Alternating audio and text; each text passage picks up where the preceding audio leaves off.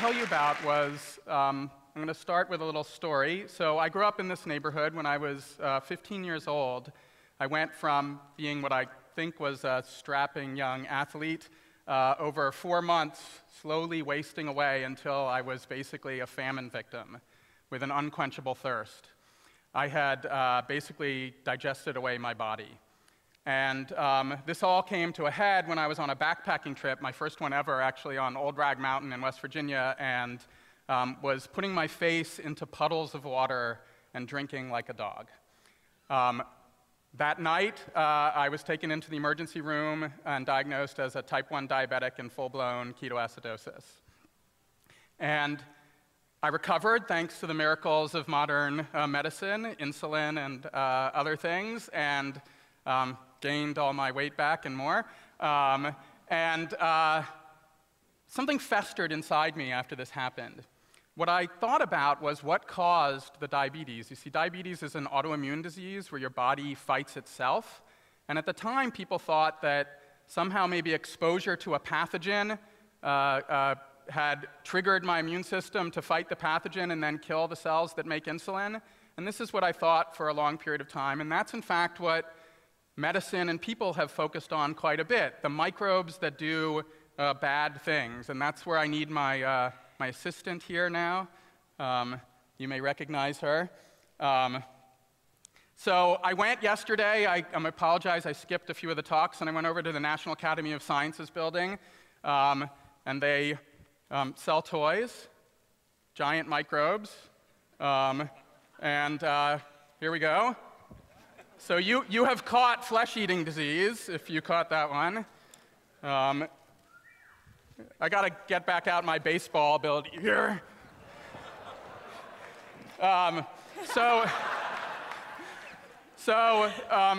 Unfortunately, or not surprisingly, most of the microbes they sell at the National Academy building are pathogens. Everybody focuses on the things that kill us, and that's what I was focusing on. And it turns out that we are covered in a cloud of microbes. And those microbes actually do us good much of the time rather than killing us. And so we've known about this for some period of time. People have used microscopes to look at the microbes that cover us. I know you're not paying attention to me, but the microbes that cover us. And if you look at them in the microscope, you can see that we actually have 10 times as many cells of microbes on us as we have human cells. There's more mass in the microbes than the mass of our brain. We are literally a teeming ecosystem of microorganisms. And unfortunately, if you want to learn about the microorganisms, just looking at them in a microscope is not sufficient. And so we just heard about the DNA sequencing. It turns out that one of the best ways to look at microbes and to understand them is to look at their DNA. And that's what I've been doing for 20 years, using DNA sequencing, collecting samples from various places, including the human body, reading the DNA sequence, and then using that DNA sequencing to tell us about the microbes that are in a particular place. And what's amazing when you use this technology, for example, looking at humans, we're not just covered in a sea of microbes. There are thousands upon thousands of different kinds of microbes on us. We have millions of genes of microbes in our human microbiome covering us. And so this microbial diversity differs between people.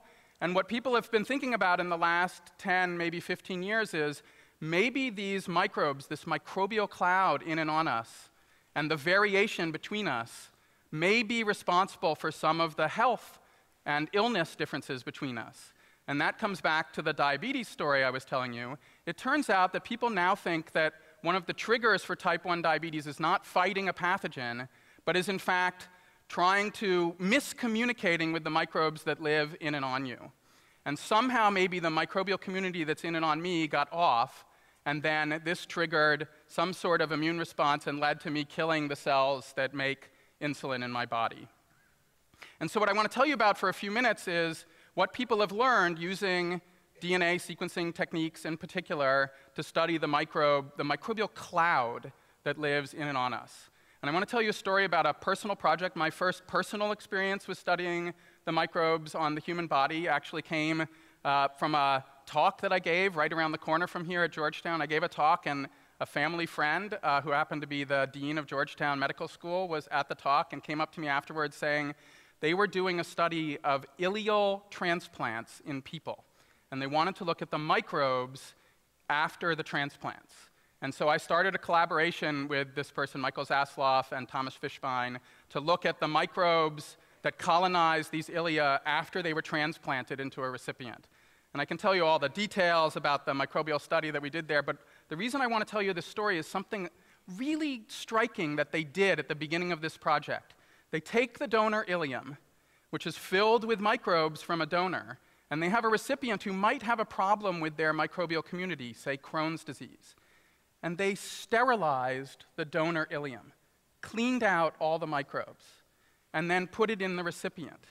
They did this because this was common practice in medicine, even though it was obvious that this was not a good idea.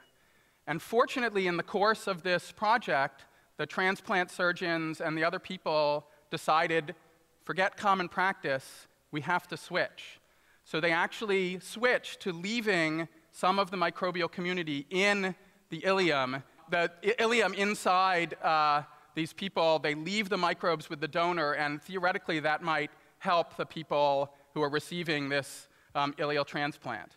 And so this is a study that I did now. In the last few years, there's been a great expansion in using DNA technology to study the microbes in and on people. There's something called the Human Microbiome Project that's going on in the United States, and MetaHit going on in Europe, and a lot of other projects. And when people have done a variety of studies, they have learned things such as when a baby is born, during vaginal delivery, you get colonized by the microbes from your mother. There are risk factors associated with cesarean sections. Some of those risk factors may be due to miscolonization, when you carve a baby out of its mother rather than being delivered through the birth canal.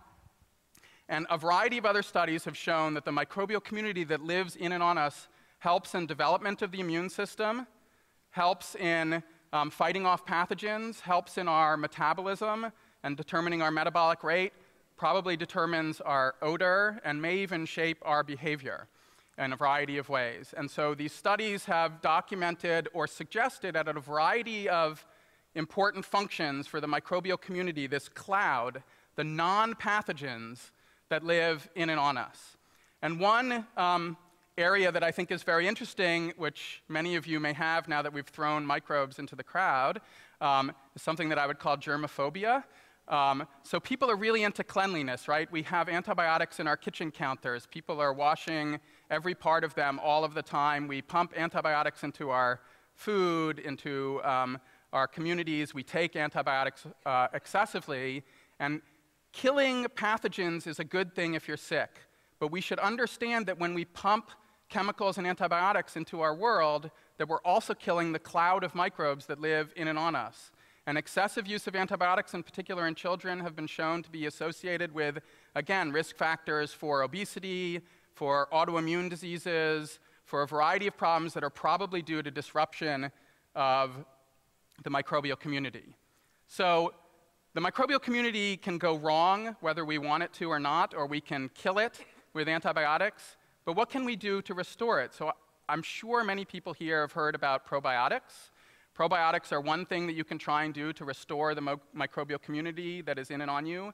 And they definitely have been shown to be effective in some cases. There's a project going on at UC Davis where people are using probiotics to try and prevent necrotizing enterocolitis in premature infants. Premature infants have real problems with their microbial community, and it may be that probiotics can help prevent the development of this horrible necrotizing enterocolitis in these premature infants.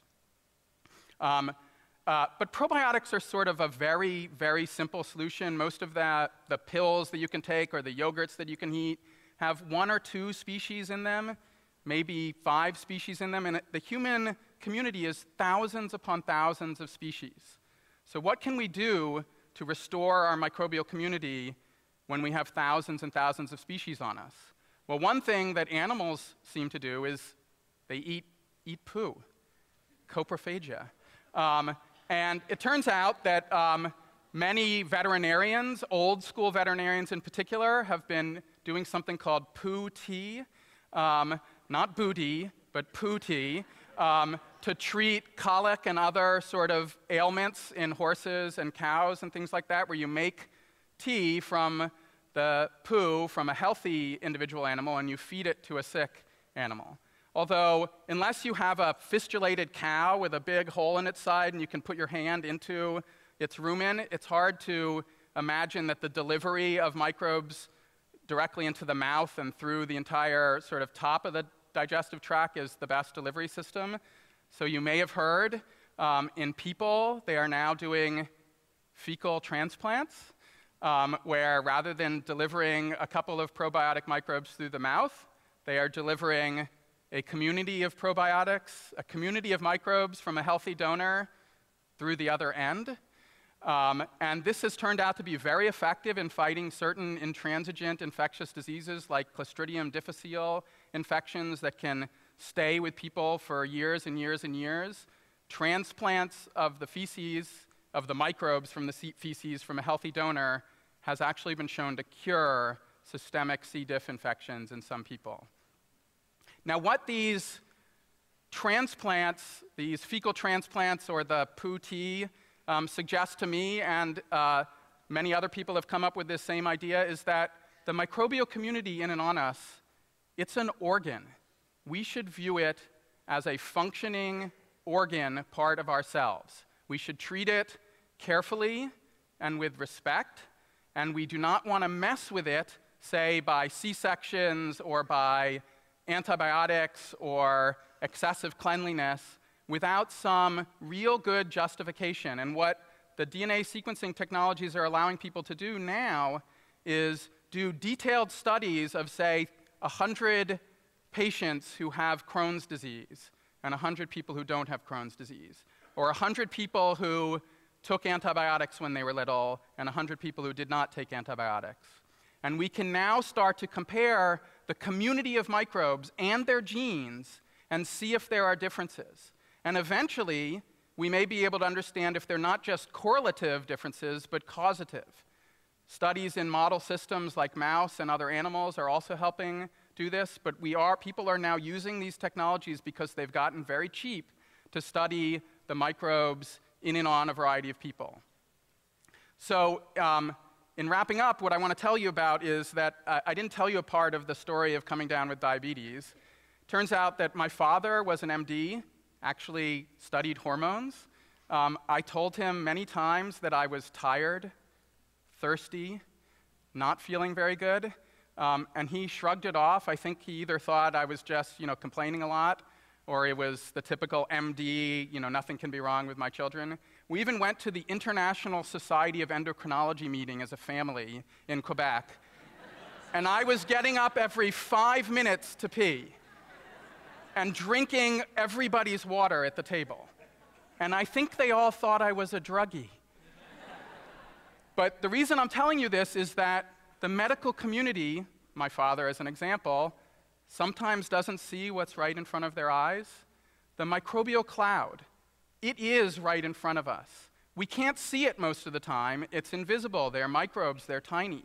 But we can see them through their DNA. We can see them through the effects that they have on people.